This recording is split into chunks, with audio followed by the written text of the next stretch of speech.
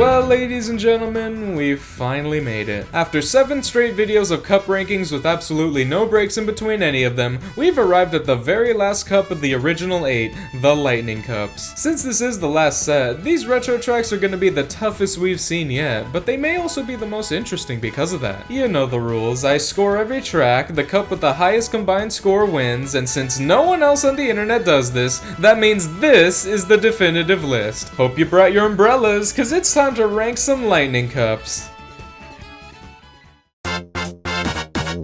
Yeah, DS is last place again, but hang on now. Did anyone see that? If my eyes didn't deceive me, I'm pretty sure that said 5 instead of 4. Must have been an error. Anyways, despite this cup being better than the previous DS Retro Cups, it's still just fine. You know, it's kind of funny how every video in this series so far has started with an SNES track. Has anyone noticed that? It's like they want me to start off by complaining. I mean, now it makes sense why this got 5th place. This is the 5th game in the series. SNES Choco Island 2 was already a bad track in Super Mario Kart, and guess what? It's just as bad here too! The main highlights of this track are the plentiful amounts of ramps you can't do tricks off of, and this giant mud section with absolutely nothing in it. They might as well take a shit in your cereal and call that a highlight too. It makes sense. It is Choco Island. Nothing, and I mean nothing, is fun about racing here. Man, I can't crash on the first track now, can I? I just don't understand the purpose of these ramps when you can't do tricks. Sure, they boost you up a little, I guess, but it just feels so unsatisfying. It's not like you're doing any inputs yourself. You're just driving onto a ramp, and it sends you in a direction. Sure, I guess you could say that about ramps in the modern games too, but at least I can do cool stunts on them, okay? Here, it just feels like normal driving, but with less control. Not fun in the slightest. Speaking of normal driving but with less control, oh my god, look, it's my cereal! Some track designer must have had a major accident here and decided to just ignore it, cause like, what's even the point of this section? To make it harder to reach this one patch of items? Well, clearly it's not that hard, f***ers, try again! It's just an absolutely useless addition to an already useless track. I mean, sure, I do like the Choco Island theme because I like chocolate, but this track doesn't use the theme to its advantage at all. In fact, I'd argue Choco Island 1 is a way better track, and I would have much rather seen that here. But no, we get stuck with this absolute bore of a track instead. Sure, well, this cup sure isn't starting off the strongest. Thankfully, we've got N64 Banshee Boardwalk to make it a little better. The Boo PNGs are back one final time. Oh, how I've missed them. This is both a weird change and not a weird change, but they changed this giant Cheep Cheep who used to leap out of the water in the original into a Cheep Chomp, which makes sense given they are just bigger Cheep Cheeps. Except there's clearly something wrong here! Why the hell did they recolor the Chomp to look just like the Cheep? I don't think I've ever seen an enemy that looks quite like this in the series before. This really caught me off guard. I guess they wanted you to know it was still the original big Cheep Cheep that was here before, but I feel like they could have kept the purple color of the Chomp and people would have put 2 and 2 together. Don't worry guys, they didn't get this wood from DK's Jungle Parkway in this version. Trust me, I checked. The vibes of this course always carried the sorta mediocre layout. I mean, I've always loved this historic house type area. Even after all it's been through, it still has the decency to welcome me. The swoops that come out here are sorta like obstacles, but they don't really do much. They're basically just added aesthetic flair, which I'm more of a fan of anyways. Thankfully, the lightning doesn't give you a seizure in this version. This is the clearest sign that we're not in the 90s anymore. I like this crack they have here that gives you a small shortcut if you jump over it. It's like they knew I love jumping over cracks and finally gave me an opportunity to do it for an actual advantage. They're too kind. This track is fine and all, but it always has felt a little boring to drive on, especially with no shortcuts in sight besides the one crack I talked about obviously, which just leaves that as a cool theme we've seen done plenty of times already. Dear God, do my eyes deceive me? Is this a good track? Wait, what the hell is that noise? Oh, it's the Good Track Alert! I've been trying to find you for years! Welcome back, buddy! GBA Sky Garden is here for the first time, and even though I'm writing this segment second, I will have already written about the original version of this first, so this will be a bit weird. What do you know, they brought back this track and kept the layout completely faithful to the original. Isn't that nuts? I mean, it's Mario Kart DS. They couldn't drastically change this course if they wanted to. I'm glad they didn't though, cause this course feels just as excellent in this game as it did on the GBA. Being able to drift around these turns turns and get mini turbos now really helps with how much bigger the track feels. While this course takes place mostly in the sky with not a lot of off-road, they still managed to put down a ton of shortcuts here, which is always appreciated. Some of these are pretty wild too, like this one over here can't be done with only one measly mushroom. You need at least 3 to get through the entire thing flawlessly. I can't even recall another shortcut that requires all 3 mushrooms, and honestly, I love how unique it is. There's another shortcut ramp off to the side here, there's this ramp that just gives you an item box, and a few other skips too. They really went wacky with the design here. This ending section is kind of funny because it's like, well, do you want the ramp that'll give you a boost or absolutely nothing? Like, what? I've always loved the aesthetics of this track, and I'll talk more about that later, and the layout's always been great too, so I'm glad this is one of the first GBA tracks they ever decided to remake, because I feel like it truly deserves it. Now, if there's any other track that also deserved to get remade first, it's this one. GC and Yoshi Circuit may not be a Bowser's Castle or a Rainbow Road, but I still feel like this is a stellar enough track to end off the course lineup for Mario Kart DS. Thank God they didn't flounder at the finish line. Man, this beginning section really does feel lonely. Sometimes I forget the village scenery wasn't here in the original versions. It kind of feels wrong without it. You know, the GameCube version of this track always did look so lush and beautiful, and looking at the island in full, you'll see it really does resemble Yoshi greatly. I feel like this track deserves the Yoshi's Island name more than the actual Yoshi's Island. The real question though, is how does this version compare to the one on DS? Oh my goodness, what the hell happened to his fingers? Layout wise, not much here has changed besides, of course, them removing the lower path shortcut that was present in the GameCube version, but that's part for the course really. I don't really mind it though because like, I've never cared for that specific shortcut. It feels like people use it as a gotcha sometimes to say, ooh, the double dash version of Yoshi Circuit is the best one because it has this random ass shortcut. Like, dude, it's not gonna f you. I think. They also removed the piranha plants and pipes and made them these small, worthless baby piranha plants instead, which honestly makes no sense considering Mario Circuit exists and literally has piranha plants and pipes fully operational. But whatever, who really cares? Honestly, this track is still pretty fun here. The turns are as smooth to go through as ever. I'll never get past them deciding to make a track based on the goddamn shape of Yoshi and it being one of the most fun layouts in the entire series. Like, I don't know if that's a rule of great character design, but if it's not, it should be. I'll always appreciate these signs like turn left, okay Yoshi if you say so, and this one that says Birdo watching. No, you can't tell because of how pixelated it is, but trust me, it still says that, and I still don't know what it means. There's hardly any real complaints I've got about this version. It's just the same track I know and love but on the DS now. See, Nintendo, you didn't ruin a GameCube track this time. Was that so hard now? The DS Lightning Cup ain't too bad all things considered. I mean, it did have a pretty rocky start with Choco Island 2 and Banshee Boardwalk, but it really turned around at the end with Sky Garden and Yoshi Circuit. Those are 2 absolute classic tracks, and it's pretty cool to see them here. Well, if DS can get good tracks on its final cup, then imagine these next games. This is gonna get wild.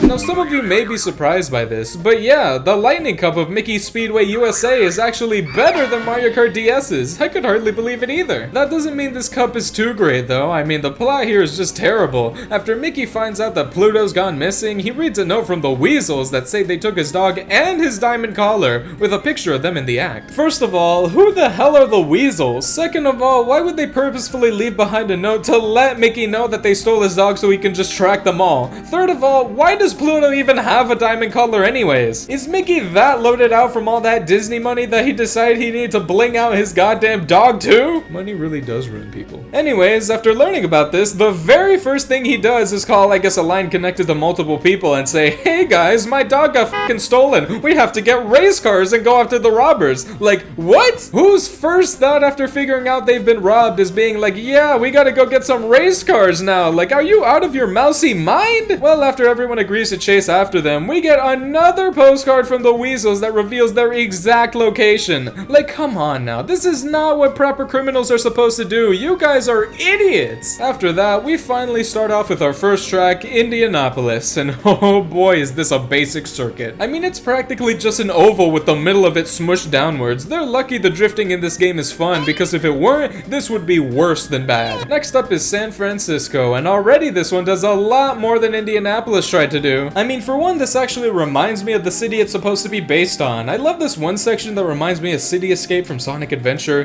the other section that's basically just the same thing but backwards, and the sunset in the background next to what I presume is the Golden Gate Bridge is honestly a really cool set piece. This track genuinely has a nice aesthetic. It might not be the most exciting layout ever, but it's still way better than basic-ass Indianapolis, which might not be saying much, but still. New Mexico is kind of an odd track. It starts out how you'd expect a track in New Mexico to look like, with some large canyons and cactuses nearby, but then you get to this cave entrance that leads you into this mystical looking woodsy type area, and I honestly can't even tell what they're trying to go for here. I mean, I don't know a single place in New Mexico that looks quite as magical as this. If you know what they're trying to represent here, please let me know, because it's honestly a cool looking section regardless. Unfortunately, the layout isn't all that special here. Even with all these curves, it still feels like you're just going in a straight line most of the time, which is a shame. Now this is a good desert track. Grand Canyon is one of the most iconic tracks in this game, and for good reason. They actually tried out some unique elements here. I mean, it is another canyon track right after we just had a canyon track, but geographically, these tracks are really close together, so it makes sense. Since this is the Grand Canyon, the layout kinda goes nuts with all these steep inclines on the track, and it can be especially bumpy in a few sections. I'm a fan of this bridge area, the split section with two paths I can choose from, one with tokens and another one with items, and I'll always enjoy these boost panels they place down here. Overall, for a track that has to represent the legacy of the Grand Goddamn Canyon,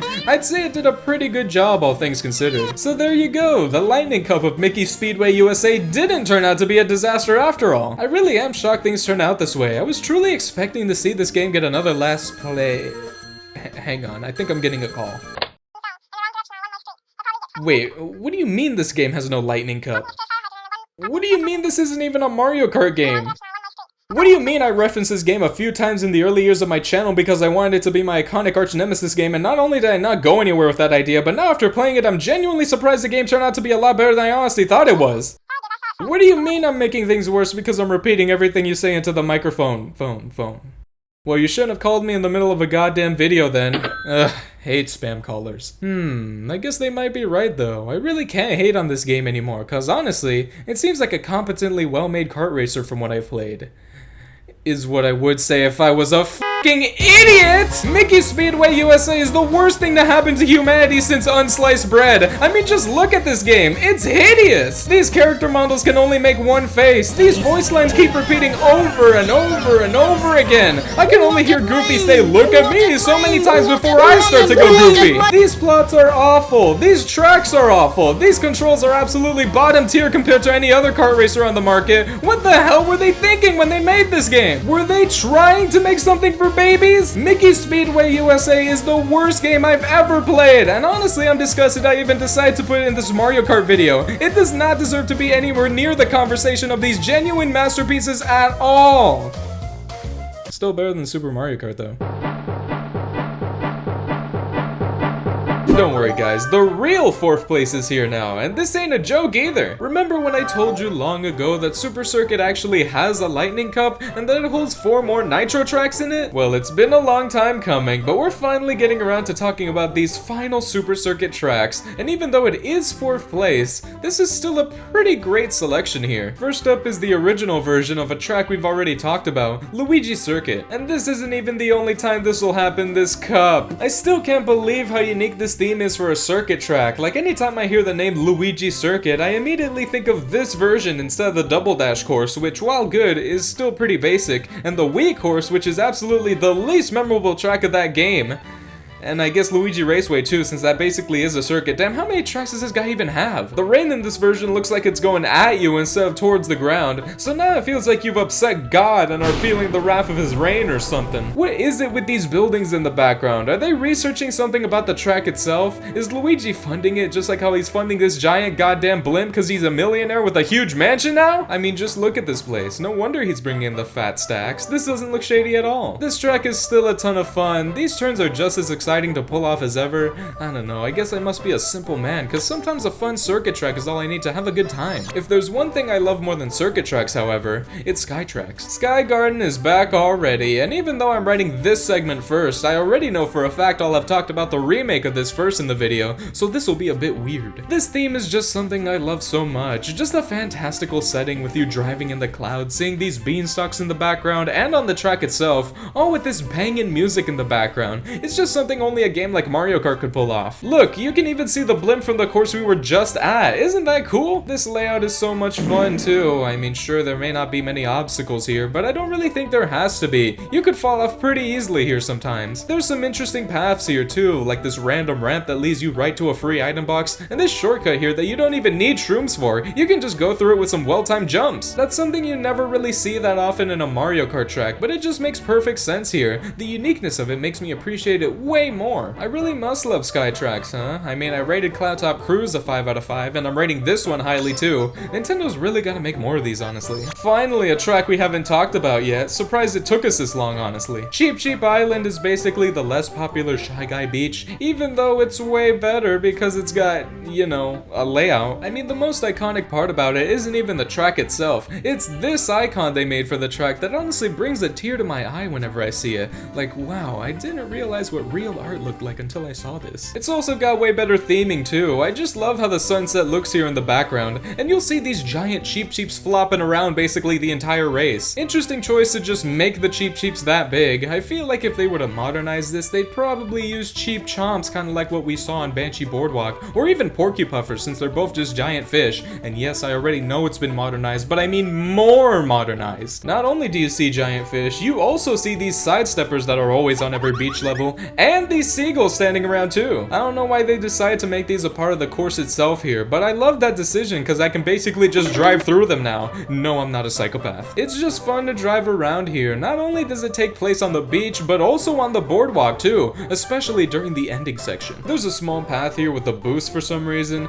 This honestly seems pretty useless given how small it is, but sure. I hope this track gets more love in future entries, just like seemingly every other track in this Lightning Cup has. I think it deserves it. Oh look, it's a track that's controversial for multiple reasons. Sunset Wilds. Yeah, I'm not sure why they made the Shy Guys look like this in the Japanese version before removing it immediately for the North American release. Like, if you knew it was so wrong already that you were gonna change it right away, then why didn't you just not design them like that from the start? Luckily though, being controversial doesn't stop this track from still being great. This is basically the Choco Island idea, but with a new coat of paint. Or mud. From frame 1, I love how the sky looks here. It already seems like it's in the middle of sunsetting, and the purple reddish aesthetic is so pleasing to me. It really does have that exploratory, adventurous feel, especially with the music. I mean, we're just driving right past the native homes of these Shy Guys here. No wonder they want to attack us so badly. I just wonder who the hell these giant footprints belong to. Surely that can't be a Yoshi, right? Just like every track in this cup, the layout is fun, although I'm not a fan of these bumps in the beginning that boost you right past these boost panels. That just seems like a needlessly annoying addition, but everything else here is great. This long boost section is awesome, there's an item box right in this off-road for some reason, and yes, the time of day does change to night here. What a fantastic idea for a track. It really does feel like this game, while having to keep all the courses flat, had the most unique and interesting ideas for track themes out of any game in the franchise. I'm telling you, they had big ideas for this simple GBA game. But I love it for that though. Well, maybe I love these tracks getting remade in games that can show off their true potential more.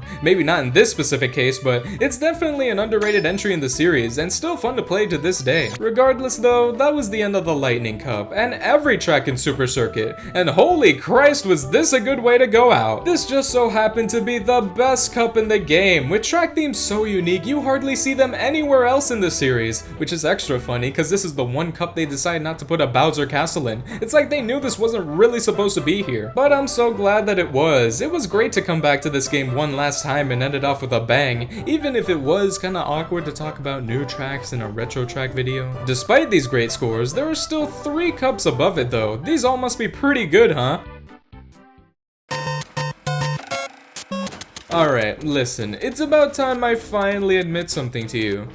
I think Dingo Dingo Derby is massively overrated! I mean, seriously, I don't get what everyone sees in this track. It's just so boring! Sure, the Super Mario Bros. 1 theming is sorta cool with all these pixelated blocks and bricks everywhere. That's something we've never really seen done in a Mario Kart track before. But the actual layout here is just terrible. I mean, you're literally just driving in a straight line the entire race. This one incline in the middle is kind of exciting, but you can't even do a trick off of it. And before you know it, you're at the end of the track already. This would have been way better if it was a normal 3-lap track instead of a 1-lapper. At least then there'd be some sort of substance here. And don't even get me started on the music. I've heard rats make better remixes of Mario music before. What was Nintendo even thinking with this arrangement? I don't think I'll ever understand why this track became so iconic. Actually, playing it is so mind-numbingly easy that it really dampens the unique theme they were going for here. And that's why, ultimately, it gets a 2 out of 5. Wait, hold on. I think I'm getting another call. Dude, stop calling me in the middle of recording. Wait, this is Dreams? Okay, hopefully we won't have any distractions anymore. I'm not really sure what's going on with me today. I mean, I had to get home on a really rainy afternoon, and I think I got struck by something on the way here, but whatever, who cares? We're on to Mario Kart 8 now. This is the one game this video that won't be completing all its tracks today, but that doesn't mean it's not going out on a pretty banging semi-finale. To start, this was a pretty cool choice. DS TikTok Clock is back on the block, and man has it been graphically revamped. The original theming is able to fully flourish now with these modern HD graphics. I mean, before it just felt like clock elements floating in a giant empty room, but now it really feels like we're in the clock itself. This is basically what TikTok Clock from Mario 64 would look like if it was remade today, or at least kinda close to it. I love how they added Lightning Cup insignia to the pendulums here. It's a cool detail that makes total sense given the clock theming. Speaking of that clock theming, I really love how this track utilizes it. Going on these clock hands to take a risky path for some items or for a shortcut was always a genius idea, and those pendulums we spoke of can be pretty tricky to avoid sometimes. It wasn't like this before though. Originally they had these rotating poles that spun you out if you touched them in the original, and while you could argue removing them does make the track easier, I still do prefer the clock hand shortcuts they add at the ending and beginning section instead. That first area does have a lot of choices too, one being to go on the clock hands like I said, but you can also go wide to grab these coins, go kinda wide to take these boost panels, or not go wide at all to just take a tighter turn. Really interesting how they present you with that many choices right away. There's a glider ramp in this middle section now that takes you past these gears. While it does kind of feel like they're making you skip past a part of the track for no real reason, at least you can grab these coins up here because of it, and you still do land on the gears eventually. This ending section is interesting because you can either take the safe wide turn over here, or be a daredevil and go on this clock hand to try and get a sick shortcut, which then leads you into trying to figure out which gear is spinning in the right direction in time for you to cross the finish line quicker. Pretty exciting stuff here. This track plays better than ever in this game while looking way nicer too. And while a few elements were removed here, I still think it's the better version. Next is another handheld track with a cool theme, 3DS Piranha Plant Slide. I just love how they looked at 1-2 and were like, you know, this would be pretty cool if it just had water everywhere. And honestly, they were right. It is just really exciting to go on these fast rapids. It's like Koopa Cape, if it was absolutely nothing like Koopa Cape. This ramp at the beginning is pretty tricky to go through successfully, but I always try to do it, even if my chances of making it through are slim. It's a real shame the Goombas here aren't blue like in the original. I mean, that's literally how they looked in the underground levels of Super Mario Bros, so I thought it was a neat detail. Most of this course isn't really that different from the original, except this ending section, which is completely revamped from the original. Now instead of this smaller tunnel type area, it's a massive, way more open tunnel type area. I'm surprised they decided to change up the setting of this one section this much, but I think it's a cool upgrade. Always gotta love the big jump out to the mainland at the end. This is probably the most vertical glider jump in all of Mario Kart, and it always feels satisfying to go through. This track is just a fun drive. I've always been a fan of the classic aesthetic they go for here, although I hope one day in the future we get a track like this that actually takes place on a pixelated racetrack. I think that would be a ton of fun.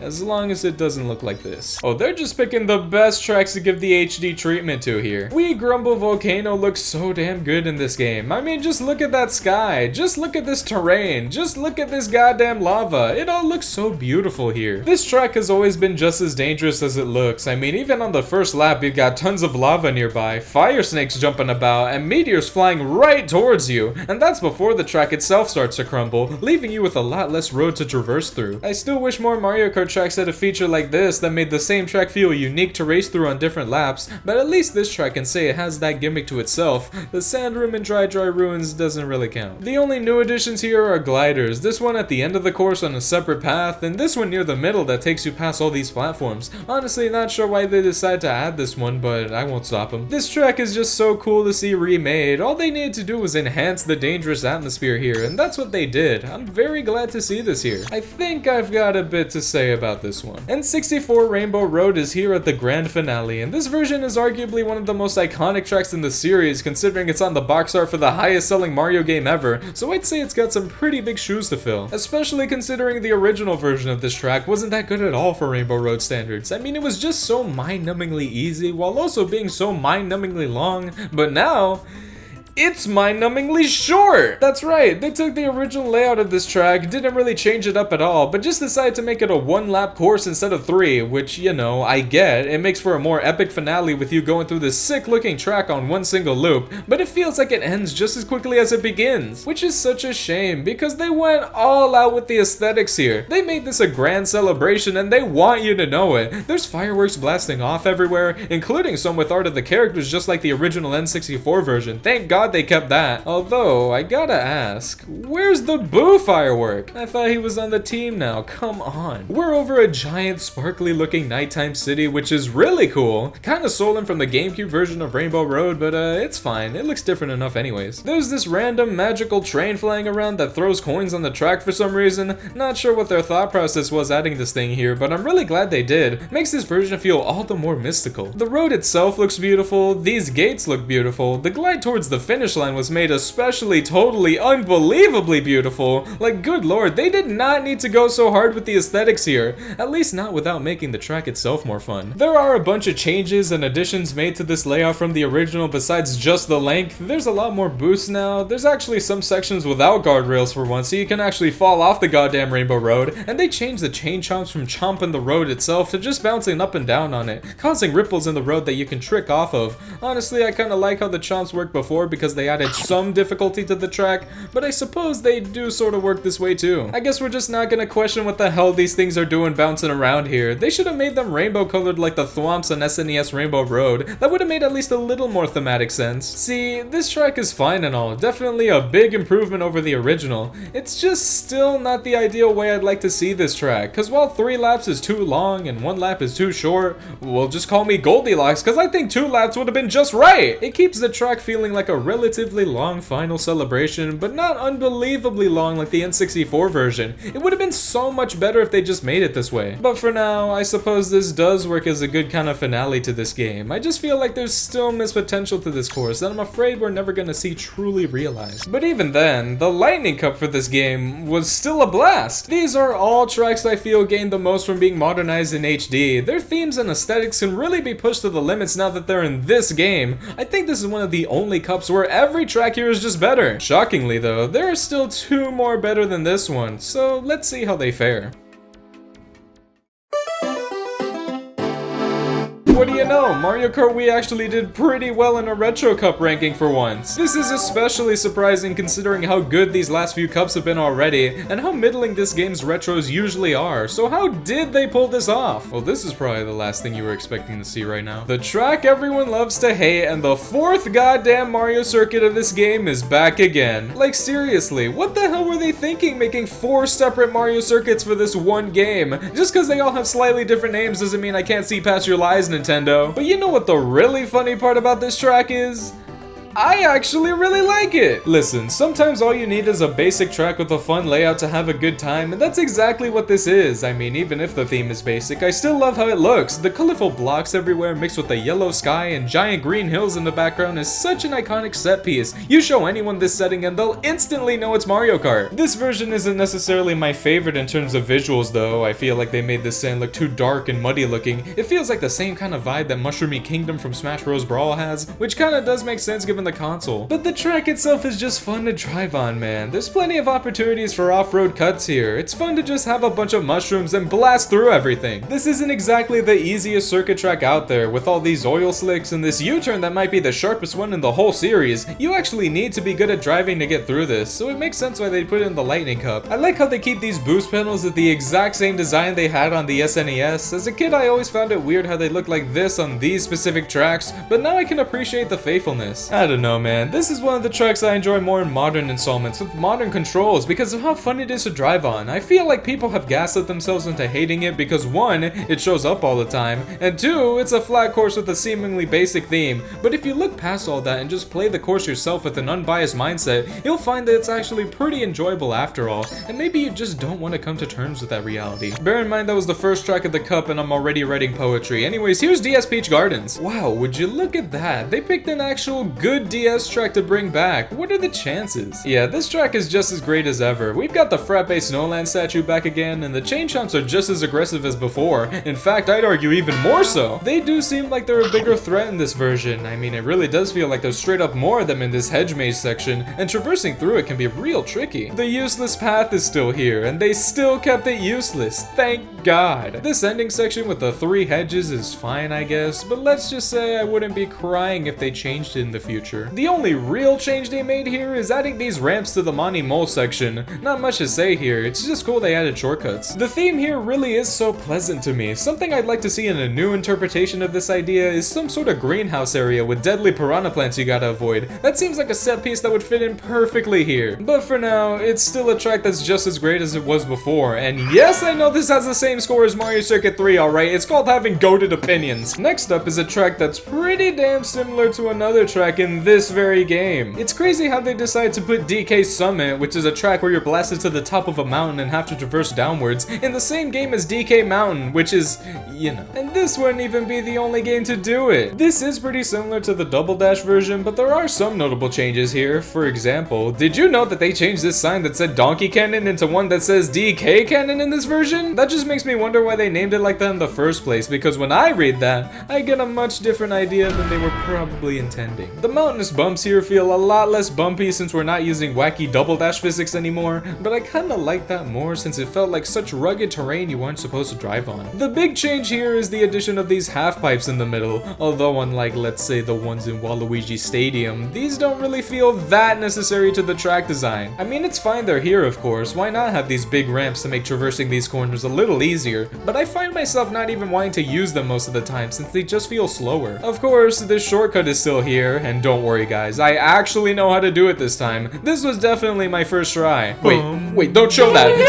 Stop! This bridge section is just as chaotic as always. It's crazy how easy it is to just bump someone off here. They were so evil for putting this just before the finish line. Once again, I still think this track is great. These turns are really tight as always, and yes, it truly feels like an adventure every lap. However, it's just that. I don't think these 2 half pipes are enough to say this is better than the original or anything. It's just a good track brought back. I can hardly think of a better finale for this game than this track. N64 Bowser's Castle isn't just the 3rd Bowser's Castle in this game, which is way more acceptable than 4 Mario Circuits. It's also a great track with a great theme. Brace yourselves folks, this might be the first cup that I give every track the same exact score. I was not expecting this. I love how different this feels from every other Bowser's Castle in the series, really exemplifying the castle in the name, and having seldom use of lava really makes this one stand out as something unique, but still undeniably Bowser's. I mean, there's literally a section here where we go through a small garden area on the outskirts of the castle interior. Where else are you gonna see something like that besides this track? Also, where else are you gonna see this random thwomp that's been locked up? Although he's not green, so we don't know if this is truly Marty or just some other thwomp that's also committed a heinous crime. I'm glad they still kept these paintings here, but made them use an updated Bowser model. I mean, they do look kinda odd now, but it's good to know he's still an artistic guy. I mean, just look at this castle. The architecture work is pretty nice here.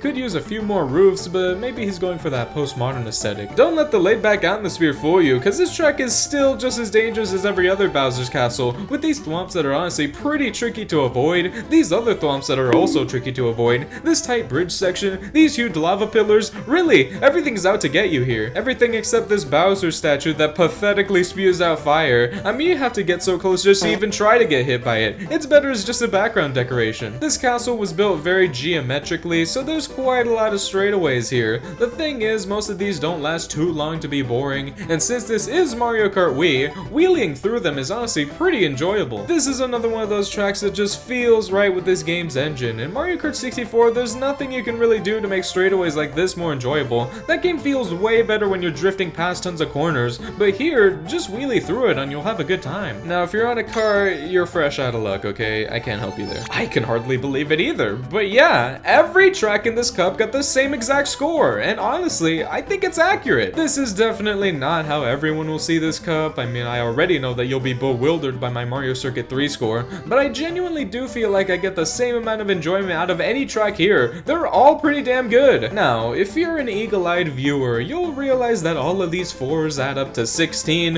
which is the same exact score that the Mario Kart 8 Lightning Cup got, so why'd this one take the edge over that one? Here's my philosophy. I think a good cup is the one that has the most balance, an enjoyable set of 4 courses that hardly has any low points within it and flows together nicely. And while the Wii U Lightning Cup does have a 4.5 within it, it also has a 3.5 too, one that's a track that could have been way better, might I add. So honestly, I feel like the more impressive cup here is the one with every track at the exact same score, and thus, level of enjoyment the whole way through. Now I'll admit, this could have all been avoided if I had just scored Mario Circuit 3 lower, but you're gonna have to take that score from my cold dead hands. I don't think I've really verbally explained my philosophy on what makes a cup good before, really just letting the scores speak for themselves, which also, yes, let me just say that if a cup has a higher score, it's just better, alright? This is really for when a tie happens, which isn't too often, thankfully, so just because this Wii Cup is the most balanced one here doesn't mean this next one isn't just better overall, alright? Speaking of this next one, I think it's about time we get to it already. Let's end on a bang.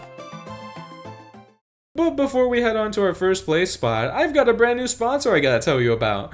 Me. Hi, my name's Unfunny Me. Not the best name I know, but still, people recognize it. I've been doing this series for years now, and well, I'm not stopping till it's completely done. But with the release of this video, I feel like we're truly in a new era now, especially with Mario Kart World right around the corner, and I want you to be there for it. I've got lots of ideas for that game that I can't wait to get into, but also plenty of ideas besides Mario Kart. When I first started this channel, my idea wasn't for it to be mainly Mario Kart focused, but over the years, it kinda has become just that. Which I'm honestly glad about, don't get me wrong. It's great to have one of my favorite franchises be the main focus here, but I don't want that to just be what I do. So basically, I guess I'm saying that there will be content here besides Mario Kart, and I hope you consider checking it out. It'll be mostly Nintendo focused anyways, but I've got big plans besides this one franchise. Either way, we've got one more cup left to go through until that point, so let's finish this.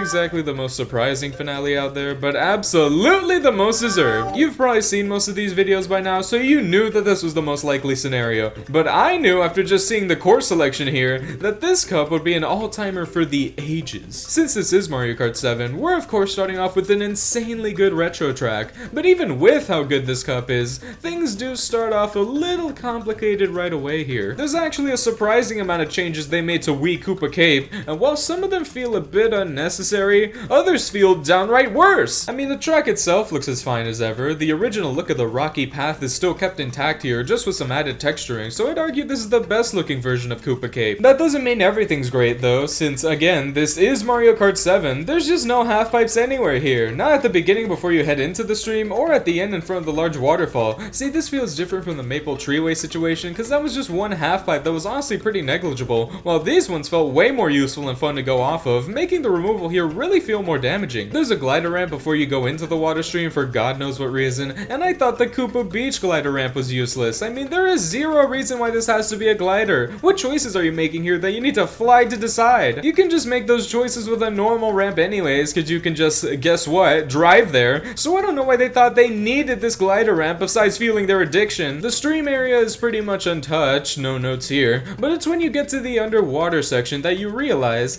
this is just worse. I mean, I get it. Making the whole tunnel section flooded now works because you can just drive underwater in this game, but it's not nearly as fun now as it was in the original. The cool part before was that you were in a tunnel submerged in the ocean, able to drive through it despite not having underwater capabilities, and now it's just the same as any other underwater section. But it's not only that, it's also the fact that they just removed everything here. Like, where's the rotating electricity you have to avoid, or the current in the middle that sped you up? Now there's just absolutely nothing here to make this section exciting. Oh wait, I almost forgot. I mean, mean, how could I have forgotten the iconic Koopa Cape Cheep Cheeps that swim through the path sometimes? Literally not even every lap, just sometimes. Wow, you know, that really does make up for everything you removed here. Thank you, fish. Alright, listen, despite me going kinda hard on the changes they made to this track I love so much, it's still a good track. As good as the Wii version? Absolutely not. I honestly thought it was before I played this again. I'm kinda surprised this one didn't hit quite the same. Here's the thing, I'm not the type to say, oh my god, they ruined the good name of my favorite track. Like, come on, I still have the original if I want to play that. And besides, this is still a 4.5, which is pretty damn good if you know this series. So while it's not quite as great as that original version, that doesn't stop it from still being a great track. Next up is a track I hopefully won't write a novel on, GCN Dino Dino Jungle. Yes, it's pronounced like that. This is another all-time classic Mario Kart track, no wonder it's here. They kept things more faithful this time around, which is to say, they didn't really change much, except of course adding some gliders, yada yada. I guess them changing this shortcut ramp into a glider kinda makes sense because it's a big jump. I mean, a regular ramp here worked anyways, but sure. But them adding another glider ramp to this ending section with the Noshi is a really interesting choice. I guess it kinda makes sense because they want you to avoid the Dino by gliding, but it's not exactly the hardest thing to do, so like, what's the point here? The Noshis found swimming around in the river were also removed for some reason, which is a real shame because like, they were just having a peaceful dip in the lake here. It's not like they were getting in anyone's way. What's the point in removing them? I guess they did alter a few things here, but not enough to make this version stand out too much, and I do like this game's controls way better than Double Dash's, so it's definitely no downgrade. Also, something really funny that happened was that after the race, Wario kept crashing into this one geyser over and over forever. It felt like seeing Sisyphus push a boulder the way he was just so close to getting through it. Oh man, did I miss you. DS Airship Fortress is back and not really that different either, thank god. Of course, we still gotta have our minimal changes, like them turning the once bullet bills into bomber bills now, which is kinda weird considering they're still the same size they were previously, but I guess the bullet bill is an item, so makes sense to differentiate them, I suppose. The original aesthetic is still kept intact. We've still got the cool purple sky, which I've always been a huge fan of. The rocket wrenches don't look disgusting anymore, however. On the one hand, I'm kinda gonna miss how appalled I was looking at them before.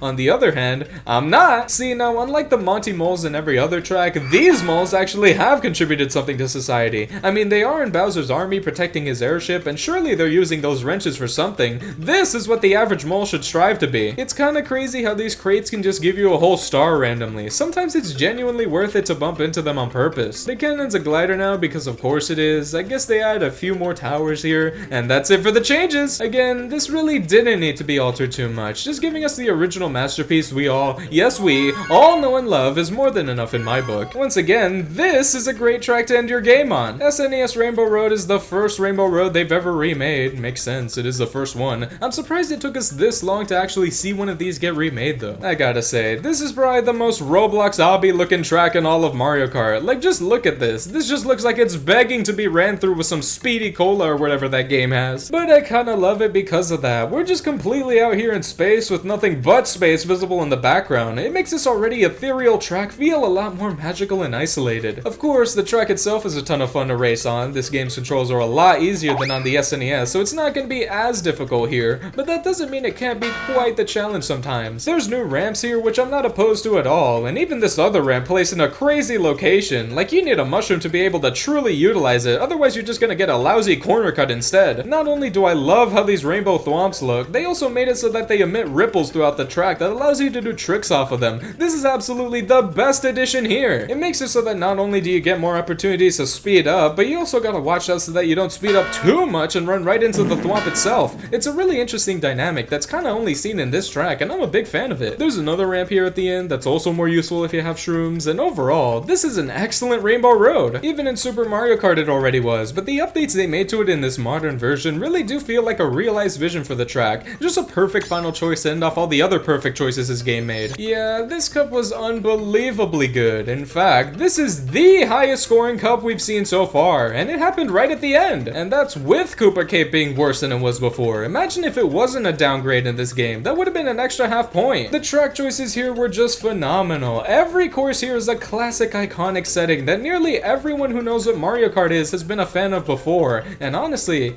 is anyone really surprised? You know this is was par for the course for Mario Kart 7 at this point. They had an agenda to pick every good track in Luigi Raceway from the whole series to put in this game, while hardly leaving any left for the next one. Who knows why they did this, but I theorize that maybe it's because the internet was really starting to become a thing when they were making Mario Kart 7, and maybe they saw what people were saying about specific tracks and thought, well, maybe we should put all the best ones in DK Pass into this simple handheld entry so more people will be inclined to buy it. I mean, it's a Mario Kart game, it was gonna sell anyways, but maybe that's what really happened here. The comeback of this game was truly something special after the first video in the series. After seeing it get such a low placement there, I thought for sure this game was just as mid as I remembered, but after seeing the whole list here now after all this time, this game turned out to be pretty good. I'm glad you turned it around, Mario Kart 7. You made for an excellent finale.